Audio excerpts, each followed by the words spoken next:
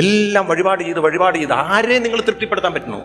ഒരു വഴിപാടിൽ ഒതുങ്ങുന്ന ഒരാളല്ല ഭഗവാൻ. നമ്മുടെ നാമജപം വിട്ട് ഒരു വഴിപാടിലേക്ക് അമ്മമാരാണ് കുട്ടികളെ വഴിതെറ്റിച്ചത്.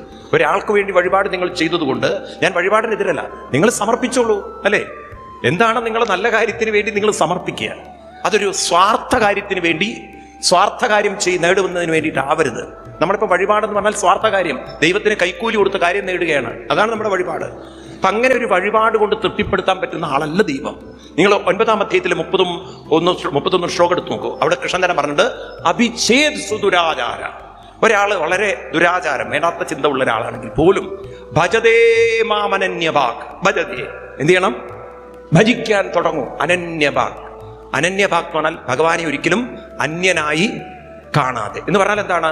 ആ നാമത്തിൽ അത്രയും മുഴുകി അതിലേക്ക് ലയിച്ച് അങ്ങനെയുള്ളൊരു ഗ്രൂപ്പിലൊക്കെ പെട്ട് ക്രമേണ നാമജപത്തിന്റെ ഭജിക്കാൻ തുടങ്ങിക്കഴിഞ്ഞാൽ സാധുരേവ സമന്തവ്യ, ഞാനവരെ സാധകനായി കാണും.